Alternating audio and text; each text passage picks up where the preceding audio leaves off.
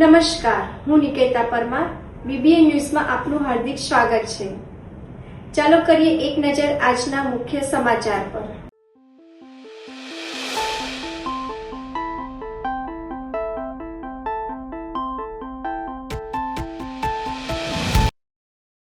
માંજલપુરમાં મહિલાની સોનાની કડી આંચકનાર 2 આરોપી ઝડપાયા. મુદ્દામાલ જપ્ત. વડોદરા શહેર ક્રાઇમ બ્રાન્ચે માંજલપુર વિસ્તારમાં મહિલાના કાનમાંથી સોનાની કડીની ચીલઝડપ કરનાર 2 આરોપીઓને પકડી પાડી અનડિટેક્ટ ગુનો ઉકેલી નાખ્યો છે. ગત 13 ઓગસ્ટ 2026ના રોજ માંજલપુર અંબે સ્કૂલ નજીકથી પસાર થઈ રહેલ મહિલાની પાછળ બાઇક પર આવીને આરોપીઓએ કાનમાંથી સોનાની કડી આંચકી લીધી હતી અને ફરાર થઈ ગયા હતા. શહેરમાં પેટ્રોલિંગ દરમિયાન ક્રાઇમ બ્રાન્ચની ટીમે મળેલ બાતમીના આધારે તરસાલી બરોડા ડેરી રોડ પરથી શંકાસ્પદ હાલતમાં 2 ઈસમોને ઝડપી પાડ્યા હતા. પકડાયેલા આરોપીઓની ઓળખ કરણદીપસિંહ બલવિંદરસિંહ ભટ્ટી ઉંમર વર્ષ 23 અને સુદર્શનસિંહ ગુરમિંદરસિંહ બેન્સ ઉંમર વર્ષ 31 તરીકે થઈ છે, જેઓ મૂળ પંજાબના વતની છે. પોલીસે આરોપીઓ પાસેથી ₹35,000ની કિંમતની સોનાની કડી અને ₹30,000ની કિંમતની મોટરસાયકલ મળી કુલ ₹65,000નો મુદ્દામાલ કબજે કર્યો છે. માંજલપુર પોલીસ સ્ટેશનમાં ગુનો ડિટેક્ટ કરી આગળની કાયદેસરની તપાસ અર્થે સોંપવામાં આવ્યા છે. વડોદરાના તરસાલી બાયપાસ પાસે ખાનગી બસના દરવાજામાં ફસાઈ જતા 8 વર્ષીય બાળકનો જીવ ગયો. ઘટનાના સીસીટીવી આવ્યા સામે. ઘટના શંકાસ્પદ હોવાની આશંકા. કરુણ મોત નીપજતા સમગ્ર વિસ્તારમાં ચકચાર મચી જવા આવી છે. સમગ્ર મામલે કપુરાઈ પોલીસે વધુ તપાસ હાથ ધરી છે. વડોદરા શહેર એસઓજી ટીમે શ્રાવણ માસ અને તહેવારોને ધ્યાને રાખી ગેરકાયદે હથિયારોની હેરફેર સામે મોટી કાર્યવાહી કરી છે. મળેલી ગુપ્ત બાતમીના આધારે પોલીસે લાલબાગ બ્રિજ પાસે રહેતા મૂળ ઉત્તર પ્રદેશના શિવમ ઉર્ફે સાધુ મિશ્રાને પકડી પાડ્યો હતો. તપાસ દરમિયાન સામે આવ્યું હતું કે શિવમે પોતાના ઉત્તર પ્રદેશના મિત્ર આશુતોષ મિશ્રા પાસેથી પિસ્તોલ ખરીદીને તરસાલી ખાતે રહેતા ગિરીશ સોલંકીને ₹90,000માં વેચી હતી. પોલીસે તરસાલીમાં દરોડો પાડી ગિરીશ સોલંકીના ઘરેથી ₹90,000ની કિંમતની ગેરકાયદેસર પિસ્તોલ જપ્ત કરી છે. પોલીસ કમિશનરના હથિયારબંધી જાહેરનામાનો ભંગ કરવા બદલ આરોપી શિવમ મિશ્રાની ધરપકડ કરવામાં આવી છે, જ્યારે ગિરીશ સોલંકી અને આશુતોષ મિશ્રાને વોન્ટેડ જાહેર કરી મકરપુરા પોલીસ સ્ટેશનમાં આર્મ્સ એક્ટ હેઠળ ગુનો નોંધી વધુ તપાસ હાથ ધરાઈ છે. વડોદરા પાણીગેટ પોલીસે ચોરાયેલ મોબાઈલ સાથે એક ઈસમને ઝડપી ગુનો ઉકેલ્યો. વડોદરા શહેરના પાણીગેટ પોલીસ સ્ટેશન વિસ્તારમાં ગત તારીખ 13 ઓગસ્ટ 2026ના રોજ મુસાફરખાનાના ઓટલા પરથી એક નાગરિકનો આશરે ₹16,000ની કિંમતનો રેડમી કંપનીનો મોબાઈલ ફોન ચોરી થયો હતો, જે અંગે પોલીસ ફરિયાદ નોંધાતા તપાસ હાથ ધરવામાં આવી હતી. પોલીસ ઇન્સ્પેક્ટર એબી પટેલના માર્ગદર્શન હેઠળ સર્વેલન્સ ટીમે ઘટના સ્થળના સીસીટીવી ફૂટેજ તેમજ ટેકનિકલ અને હ્યુમન સોર્સના આધારે તપાસ શરૂ કરી હતી.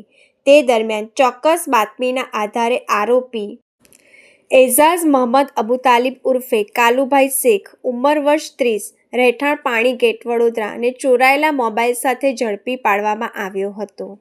પોલીસ પૂછપરછમાં આરોપીએ રાત્રિના સમયે મુસાફરખાનાના ઓટલા પર સૂતેલા વ્યક્તિ પાસેથી મોબાઈલ ચોરી કર્યો હોવાની કબૂલાત કરી હતી. પોલીસે મુદ્દામાલ કબજે કરી કાયદેસરની કાર્યવાહી હાથ ધરી છે. વડોદરા પીસીબીનો દરોડો. હરણી રોડ પરથી 11 જુગારીઓ ₹3,68,000 મુદ્દામાલ સાથે ઝડપાયા. વડોદરા શહેર પોલીસ કમિશનર નરસિમ્હા કુમારની સૂચના મુજબ PCB prevention of crime branch police inspector JR Gamit અને ટીમે જુગારધામ પર સફળ દરોડો પાડ્યો છે. પીસીબીના આસિસ્ટન્ટ હેડ કોન્સ્ટેબલ ભીમદેવસિંહ અને મહિપતસિંહને મળેલી બાતમીના આધારે હરણી રોડ પર આવેલી LIG મોટનાથ રેસિડેન્સના મકાન નંબર B604માં તુષાર ઉર્ફે સન્ની રાણા બહારથી માણસો ભેગા કરી જુગાર રમાડતો હોવાનું ખુલ્યું હતું. પોલીસે દરોડો પાડી તુષાર રાણા સહિત કુલ 11 ઈસમોને પત્તા પાના વડે હારજીતનો જુગાર રમતા રંગે હાથ ઝડપી પાડ્યા હતા. પોલીસે ઘટના સ્થળેથી 10 મોબાઈલ ફોન, 4 વાહનો અને રોકડા રૂપિયા 83,400 મળી કુલ રૂપિયા 3,68,900નો મુદ્દામાલ જપ્ત કર્યો છે. તમામ આરોપીઓ વિરુદ્ધ હરણી પોલીસ સ્ટેશનમાં જુગાર ધારા હેઠળ ગુનો નોંધી કાયદેસરની કાર્યવાહી હાથ ધરી છે. વડોદરાના ચકચારી ભાયલી દુષ્કર્મ કેસમાં મોટો ફેસલો. અદાલતે તમામ 5 આરોપીઓને ગુનેગાર જાહેર કર્યા. આગામી 25મી તારીખે સજાનું એલાન કરવામાં આવશે. વર્ષ 2024 નવરાત્રિના બીજા નોરતે બની હતી અમાનુષી ઘટના. સરકારી વકીલોએ કોર્ટમાં ધારદાર દલીલો રજૂ કરી. કેસમાં 45 સાક્ષીઓની જુબાની લેવામાં આવી હતી. સીસીટીવી અને ફોરેન્સિક પુરાવા મજબૂત સાબિત થયા. ગુનેગારોને કઠોરમાં કઠોર સજા મળે તેવી માંગ. વડોદરા શહેરમાં 4 ઓક્ટોબર 2024ની રાત્રે ખરેખર એક શરમજનક બનાવ બનેલો, જેમાં 16 વર્ષની યુવતી પોતાના મિત્ર સાથે બેઠેલી હતી ત્યારે મધરાતે તેની સાથે દુષ્કર્મનું કૃત્ય કરવામાં આવેલ. દુષ્કર્મનું કૃત્ય કરનાર અજાણ્યા ઈસમો હતા અને પોલીસ પાસે પણ એને લગતા કોઈ ખાસ માહિતી અને પુરાવા ન હતા.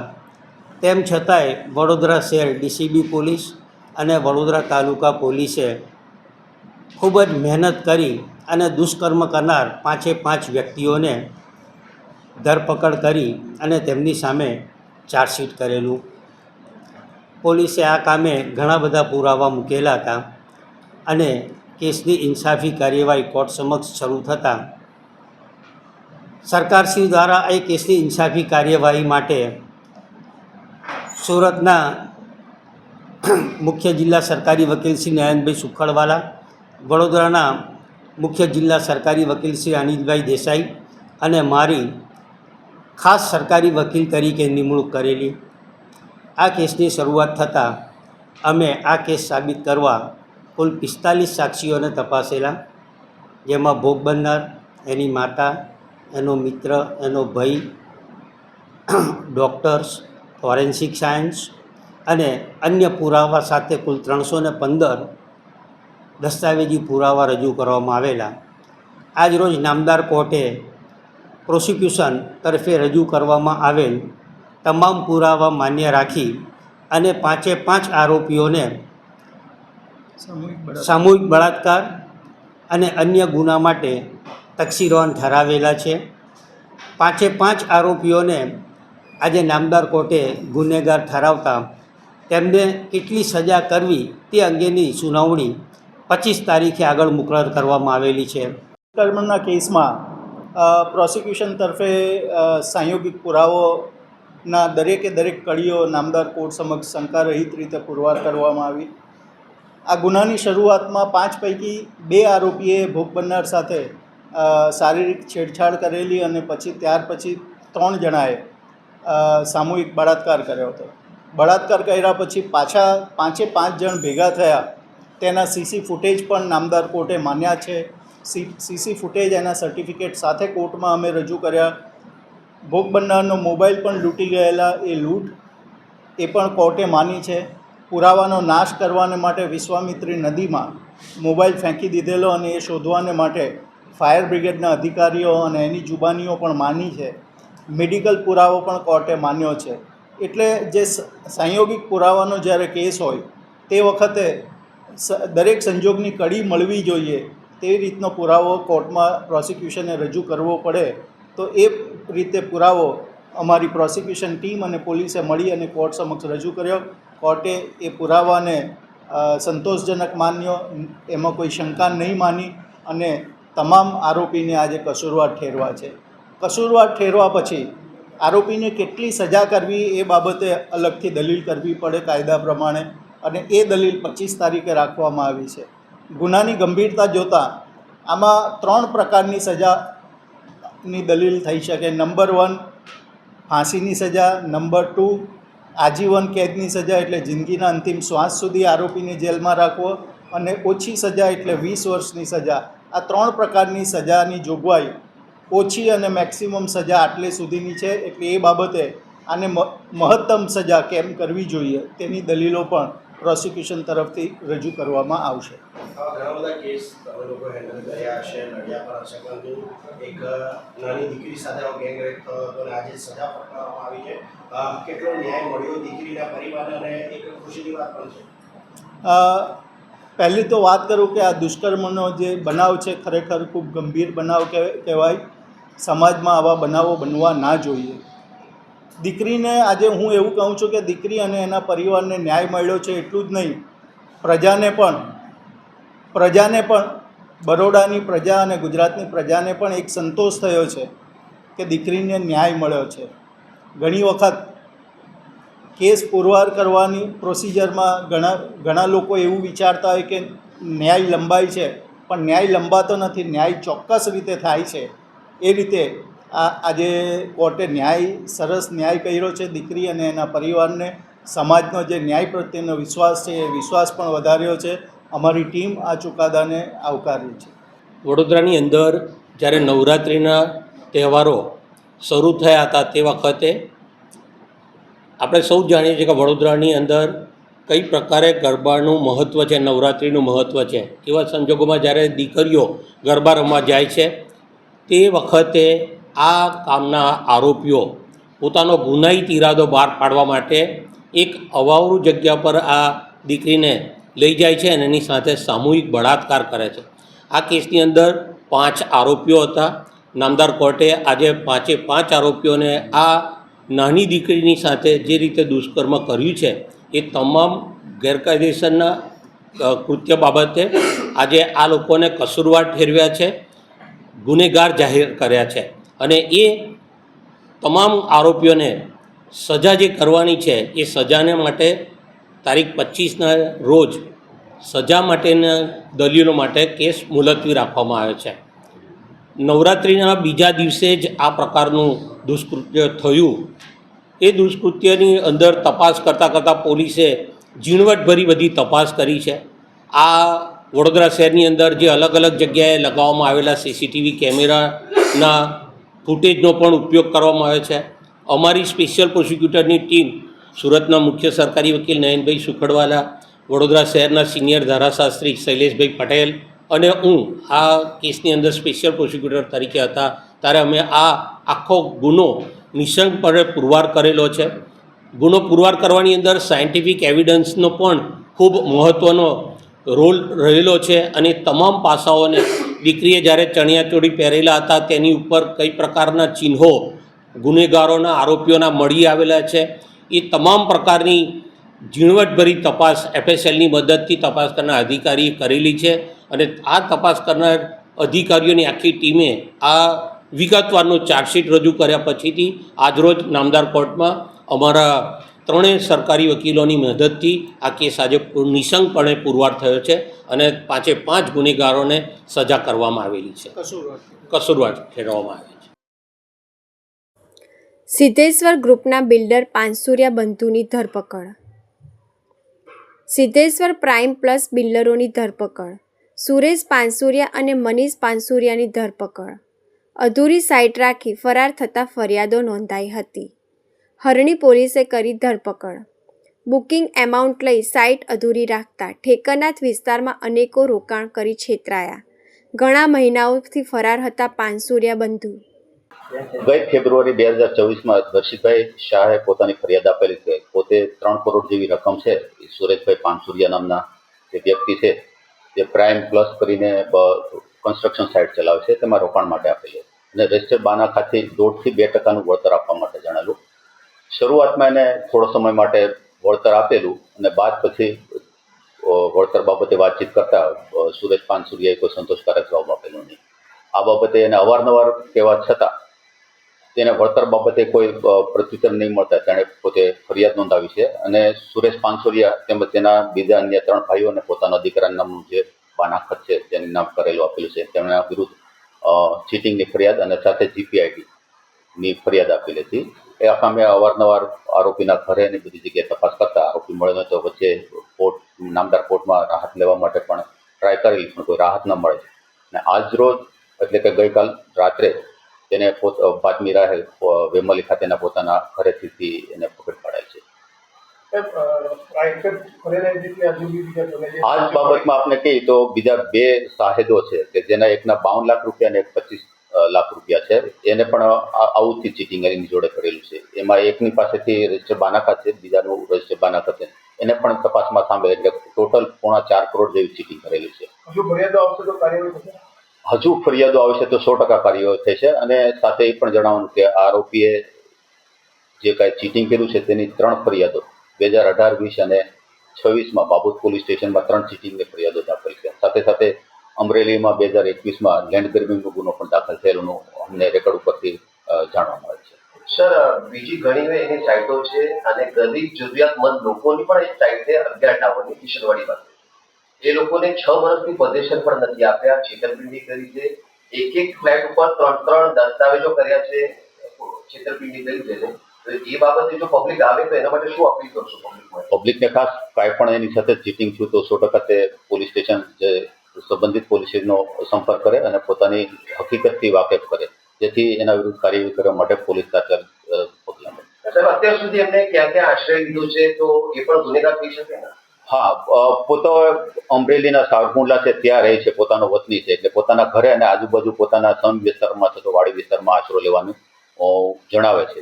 અને હાલ પણ તેની આરોપીની પૂછપરછ શરૂ છે. નાણાં બાબતે પૂછતા કે પોતે મંદીને કારણે આર્થિક સંકળામણમાં આવી ગયો હતો, એની હિસાબે સમયસર પૈસા નહોતી આપ્યો, અત્યારે એવું રટણ છે. છતાં પણ ઇન્ટ્રોગેશન માટે અને વધુ તપાસ માટે નામદાર કોર્ટમાં રિમાન્ડ માટે રજૂ કરવામાં આવશે. વડસર ખિસકોલી સર્કલ પાસે નજીવી બાબતે લાકડીઓ અને પથ્થરથી એક યુવાન પર હુમલો. હુમલાખોરો મોટા પાયે દારૂનો ધંધો કરે છે તેવા ઈજાગ્રસ્તના આક્ષેપો. જાહેરમાં યુવાન પર લાકડીઓ વરસાવી પથ્થર વડે હુમલો. 108 એમ્બ્યુલન્સમાં ઈજાગ્રસ્તને હોસ્પિટલ ખસેડવામાં આવ્યો. 112ની પોલીસની ટીમ પર ઘટના સ્થળે પહોંચી. ઉપલેટાના મોજ નદીને કાંઠે આવેલા ઐતિહાસિક પુરાણા જડેશ્વર મહાદેવ મંદિરના બ્રહ્મલીન સંત શ્રી મોજપુરી બાપુની પુણ્યતિથિએ ભોજન ભજન સહિતના ધાર્મિક કાર્યક્રમ યોજાયા. અહીંના મોજ નદીને કાંઠે આવેલા જૂના ગોંડલ રાજ્યના રક્ષિત સ્મારક ઐતિહાસિક પુરાણા અને રમણીય એવા શ્રી જડેશ્વર મહાદેવ મંદિરના બ્રહ્મલીનના પૂજ્ય સંત શ્રી મોજપુરી બાપુની પુણ્યતિથિ નિમિત્તે હાલના મંદિરના મહંત પૂજ્ય શ્રી અખંડા આનંદ ભારતી બાપુ અર્જુનપુરી બાપુ દ્વારા ભાવિકો માટે ભોજન અને રાત્રે નામાંકિત કલાકારોની સંતવાણીનો કાર્યક્રમ યોજ્યો, જેમનો મોટી સંખ્યામાં મંદિરના સેવકો અને ભાવિ ભક્તો, ગામના આગેવાનો, સાધુ સંતોએ લાભ લીધો હતો. નામાંકિત કલાકારો દ્વારા મોડી રાત્રે સુધી સંતવાણી લોકગીત ભજનની મોજ કરાવી હતી. કાર્યક્રમને સફળ બનાવવા માટે મંદિરના સેવકોએ જહેમત ઉઠાવી હતી. આ કાર્યક્રમમાં મોટી સંખ્યામાં ભક્તો ઉમટી પડ્યા હતા. ઓમ નમો નારાયણ, જય ગિરનારી. હું અખંડાનંદ ભારતી બાપુ, ઉપલેટા મોજ આશ્રમ.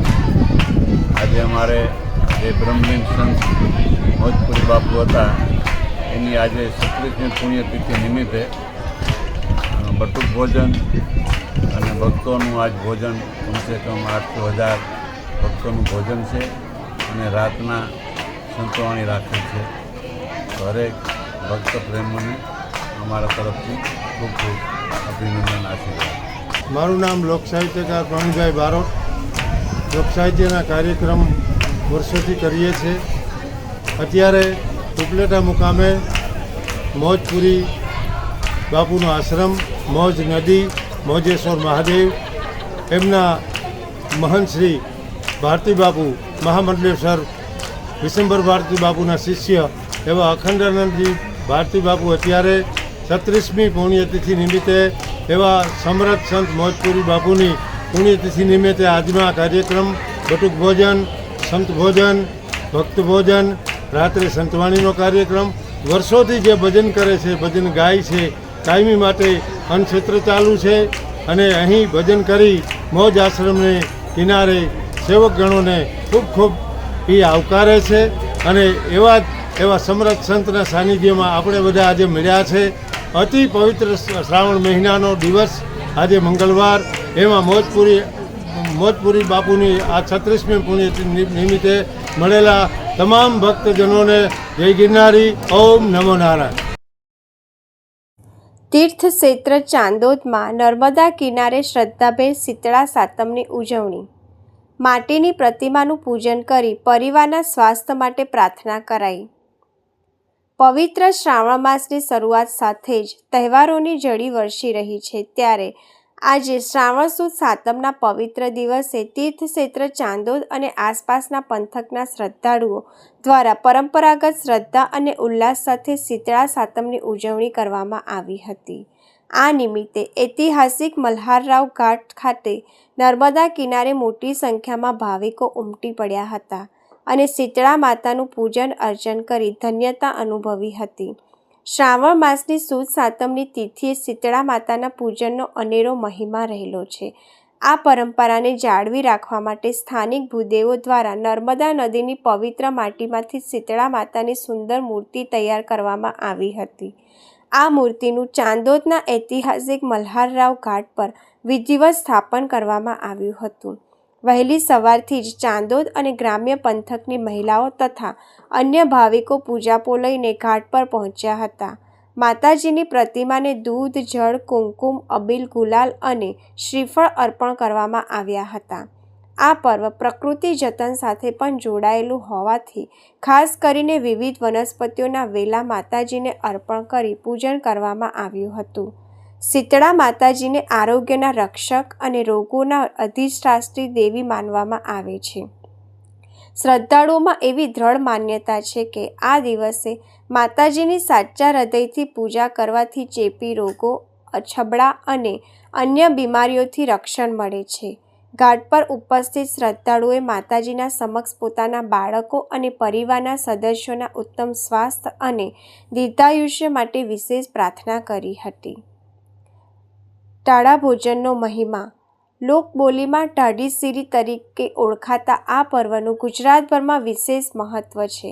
શીતળા સાતમના દિવસે ઘરોમાં ચૂલો ન સળગાવવાની પ્રાચીન પરંપરા છે. આ દિવસે લોકો આગલા દિવસે બનાવેલું રાંધેલું એટલે કે ટાળું ભોજન જ ગ્રહણ કરે છે, જે આરોગ્ય અને સંયમનું પ્રતીક માનવામાં આવે છે. આરોગ્ય રક્ષા, પ્રકૃતિ જતન અને કુટુંબ કલ્યાણની ભાવના સાથે ઉજવાયેલા આ પર્વથી ચાંદોદ નર્મદા કિનારો ભક્તિના રંગે રંગાયો હતો. નર્મદે હર. આજે શ્રાવણ સુદ સાતમ એટલે શીતળા માતાનો દિવસ છે. આજે સૌ ભક્તજનો શીતળા માતાની પૂજા કરી રહ્યા છે. આજે ચાણોદ તીર્થક્ષેત્રમાં તમે જોઈ રહ્યા છો કે તીર્થની માટી લઈ અને ચાણોદના ભૂદેવો જે શીતળા માતાની મૂર્તિ બનાવે છે અને એ મૂર્તિની પૂજા કરે છે. તેમાં વિવિધ જાતના લીલા વેલાઓ, જે ગિલોળી કાઢેલી હોય એ વેલાઓ માતાજીને ચડાવવામાં આવે છે. દૂધ, ફૂલ પૂજાથી અને પૂજન કરી અને શીતળા માતાની પૂજા કરવામાં આવે. જે વેલા ચડાવવામાં આવે છે એ પ્રકૃતિને જોડે રાખીને પૂજા કરવામાં આવે છે. આ પૂજા કરવાથી બાળકોના જે ઓરી, અછબડા, શીતળા જેવા રોગો થતા હતા એ રોગોમાંથી મુક્તિ મેળવવા માટે શીતળા માતાના આશીર્વાદ મેળવવા માટે આજે સૌ ભક્તજનો ચાણોદ તીર્થમાં તમે જોઈ રહ્યા છો કે બ્રાહ્મણો માટીની શીતળા માતાની મૂર્તિ બનાવી અને એની પૂજા કરે છે અને સૌ ભક્તજનો એના આશીર્વાદ લઈ રહ્યા છે. રાધન છઠના દિવસે ઠંડુ જમવાનું બનાવવામાં વડા, પૂરિયા, ભજીયો જે કંઈ હોય બધું બનાવે છે અને શીતળા માતાને બીજે દિવસે સાતમને દિવસે શીતળા માતાને ધરાવી અને એનું જમવાનું બનાવવામાં આવે છે. શીતળા સાતમના દિવસે ઠંડુ ખાવાનો મહિમા છે, કારણ કે શીતળા માતા એ જે આજે પૂજન કરવામાં આવે છે એનાથી શીતળા, ઓરી, અછબડા જેવા રોગોમાંથી મુક્તિ મળે છે અને પેટની ગરમી હોય, શરીરની જે કોઈ ગરમી હોય એ શાંત થાય છે. એટલે આજે ઠંડુ ખાવાનો ખાસ મહિમા છે. ઠંડુ ખાવાથી વૈજ્ઞાનિક દૃષ્ટિએ જોઈએ તો ઠંડુ ખાવાથી વિટામિન 12 પણ આપણને મળતું હોય છે. એટલા માટે ખાસ આજે ઠંડુ ખાવાનો મહિમા છે. ફોટો જર્નાલિસ્ટ દ્વારા ક્લિક 13 ફોટોગ્રાફી પ્રદર્શન કીર્તિ મંદિર ખાતે આયોજન કરાયું. આજે વર્લ્ડ ફોટોગ્રાફી દિવસ નિમિત્તે આજે વડોદરાના જર્નાલિસ્ટ દ્વારા વડોદરા શહેર કીર્તિ મંદિર ખાતે ક્લિક 13 ફોટોગ્રાફીનું પ્રદર્શન યોજાયું. આ પ્રદર્શન વડોદરા શહેરના સમરજીત ગાયકવાડ અને વડોદરાના નામાંકિત લોકો અને ઇસ્કોન મંદિરના મહંતના હસ્તે પ્રદર્શન ખુલ્લું મૂકવામાં આવ્યું. આ પ્રદર્શન 19, 20, 21 ખુલ્લું રહેશે. જિજ્ઞેશ જોશી, વલ્લભભાઈ શાહ, રણજીતભાઈ સુરવે, કમલેશ સુરવે, ભૂપેન્દ્રભાઈ રાણા, ચંદન ગીરી, ધર્મેશભાઈ ચોબનપુત્ર ફોટોગ્રાફર દ્વારા કેમેરામાં કંડાલી તસવીરોનું પ્રદર્શન મૂકવામાં આવ્યું હતું, જેમાં અદ્ભુત ફોટો પ્રદર્શન યોજાયો હતો. વડોદરાની જનતાને આ પ્રદર્શનનો લાભ લેવા આમંત્રણ આપવામાં આવ્યું છે. આજે વર્લ્ડ ફોટોગ્રાફર દિવસ છે અને જે રીતે ફોટાને અહીંયા એક્ઝિબિશનમાં મૂકવામાં આવી રહ્યા છે, ત્યારે એને નિહાળીને ખરેખર એક જૂની યાદો તાજી થઈ છે. અને જે રીતે ફોટોને ક્લિક કરીને જે રીતે દર્શાવવામાં આવ્યા છે, અલગ અલગ લોકોના વિચારો, અલગ અલગ લોકોના મંતવ્યો અને સારી એવી પોઝિટિવ અંદર વિચારો પણ આપણા મનમાં ઉદ્ભવે છે. અને ફોટો જોઈને ઘણો અત્યંત આનંદ થાય છે. એની ફોટાઓ એટલા ઝીણી બારીકાઈ જે દર્શાવી છે, જેમ કે માતૃત્વનું વાત્સલ્ય આગળ દર્શાવ્યું છે. જૂના આપણે વડોદરાના જૂની પહેલાંનું વડોદરા કેવું હતું એ રીતે દર્શાવ્યું છે. લોકો કેવી રીતે રહેણી કેવી દર્શાવે, જે રીતે અહીંયા જે રીતે દર્શાવવામાં આવ્યા છે ફોટોના, એ જોઈને ખરેખર અદ્ભુત આનંદ થાય છે. અને આ 13મું વર્ષ ફોટોગ્રાફરનું તેમજ જે 11 લોકોના જે ફોટોગ્રાફર અહીંયા દર્શાવવામાં આવ્યા છે પ્રેસના, એ લોકોને ખરેખર ખૂબ ખૂબ શુભકામનાઓ. જે રીતે એ લોકોએ ફોટો ક્લિક કરી છે એ જોઈને ખરેખર ખૂબ જ આનંદ થયો અને સૌને ખૂબ ખૂબ મારી શુભકામનાઓ. आज पूरे विश्व का फोटोग्राफी दिन है और उसी के अनुसार में हमारे बड़ौदा महानगर में हमारे जितने भी फोटोग्राफर भाई हैं, पत्रकार भाई हैं, उन्होंने जो ये प्रदर्शनी आज से लेकर 3 दिन चलने वाली है, यहाँ पर जो अभी तक हमने देखा सांस्कृतिक और समाज के सभी वर्ग और जो अपने राष्ट्र की मूल धरोहर है उन सबका इसमें उद्गम किए हैं. तो मैं इस्कॉन मंदिर की तरफ से अपने बड़ौदा के सभी फोटोग्राफर भाइयों का अभिनंदन करता हूँ, उनका स्वागत करता हूँ और ईश्वर से प्रार्थना करता हूँ कि ऐसे ही ऊर्जा से सदैव भरपूर रहें और ये सब चीज़ जो अत्यंत दुर्लभ चीज़ इसमें प्रदर्शन किए हैं, भगवान इनको सदा सर्वदा ऐसे आगे बढ़ाएं, यही हम कामना करते हैं. શ્રાવણ માસમાં રાંધણછઠ અને શીતળા સાતમની ઉજવણી. ગુજરાતમાં શ્રાવણ માસની શરૂઆત સાથે જ ધાર્મિક તહેવારો અને પરંપરાઓની ઉજવણી શરૂ થઈ ગઈ છે. શ્રાવણ માસ હિન્દુ ધર્મમાં ખૂબ જ પવિત્ર માનવામાં આવે છે અને આ સમગ્ર માસ દરમિયાન અનેક તહેવારોની ઉજવણી કરવામાં આવે છે. ગઈકાલે રાંધણછઠની ઉજવણી કરવામાં આવી હતી. આ દિવસે મહિલાઓ દ્વારા પરિવાર માટે વિવિધ પ્રકારની વાનગીઓ અને ખાદ્ય સામગ્રી તૈયાર કરવામાં આવે છે. પરંપરા મુજબ રાંધણછઠના દિવસે બનાવેલું ભોજન બીજા દિવસે એટલે કે શીતળા સાતમના દિવસે લેવામાં આવે છે. આજે શીતળા સાતમની ઉજવણી કરવામાં આવી રહી છે. આ દિવસે મહિલાઓ દ્વારા શીતળા માતાની પૂજા અર્ચના કરવામાં આવે છે અને પરિવારના સુખ, શાંતિ તથા સ્વાસ્થ્ય માટે પ્રાર્થના કરવામાં આવે છે. શીતળા સાતમ ગુજરાત સહિત અનેક વિસ્તારોમાં શ્રદ્ધા અને પરંપરા સાથે ઉજવવામાં આવે છે. મંદિરોમાં વહેલી સવારથી જ ભક્તોની અવરજવર જોવા મળી રહી છે અને મહિલાઓ પરંપરાગત રીતે શીતળા માતાની પૂજા કરી રહી છે. શ્રાવણ માસ દરમિયાન આવતી આ ધાર્મિક પરંપરાઓ માત્ર આસ્થા સાથે જ નહીં, પરંતુ પરિવાર અને સમાજને જોડતી આપણી સંસ્કૃતિનું પણ મહત્વનું અંગ છે. શહેરના દાંડિયા બજારમાં આવેલી hotel Vintage Inn room number 302માંથી રહસ્યમય મોતને ભેટેલા યુવાનો મળી આવ્યો મૃતદેહ. પાણીગેટ ખાડકીવાડના રહેવાસી 29 વર્ષીય ગુલામ મુસ્તફા ખુરશીદ અહેમદ નૈયરનો મળી આવ્યો મૃતદેહ. મોડી રાત્રે ગુલામ મુસ્તફા નૈયર અને ભાયલી ગામના કિશન વસાવા આવ્યા હતા હોટલમાં. હોટલ દ્વારા પહેલાં આપવામાં આવ્યો હતો રૂમ નંબર 304. બંને યુવાનો રૂમ નંબર 304માં વીજ પુરવઠો ખોરવાતા રાત્રે 3 કલાકે રૂમ નંબર 302માં થયા હતા ટ્રાન્સફર. બંને યુવાનો છેલ્લા કેટલાક સમયથી વોટ્સએપ દ્વારા સંપર્કમાં આવ્યા હતા. પોલીસની પ્રાથમિક તપાસમાં બંને યુવાનો ગે હોવાનું પ્રાથમિક અનુમાન. પોલીસ ગુલામ મુસ્તફાનો મોતનું ચોક્કસ કારણ જાણવા મિત્ર કિશન વસાવાની કરી અટકાયત. ગુલામ મુસ્તફાના રહસ્યમય મોતની જાણ પોલીસને મિત્ર કિશને જ કરી હતી. પોલીસે લાશનો કબજો લઈ પોસ્ટમોર્ટમ માટે સયાજી હોસ્પિટલમાં મોકલી આપી. હોટલમાંથી મૃતદેહ મળી આવતા વિસ્તારમાં ચકચાર. એસીપી અશોક રાઠવા અને રાવપુરા પોલીસ મથકના પીઆઈ સહિત પોલીસ કાફલો દોડી આવ્યા. હોટલ બહાર લોકોના જામ્યા ટોળા. રાવપુરા પોલીસે હાલ અકસ્માતે ગુનો દાખલ કરી હાથ કરી કાર્યવાહી. આ હતા આજના સમાચાર. આવતીકાલે ફરી મળીશું આ જ સમયે આ જ ચેનલ પર. ત્યાં સુધી બીબીએ ન્યૂઝની તમામ ટીમને રજા આપો. શુભ રાત્રિ.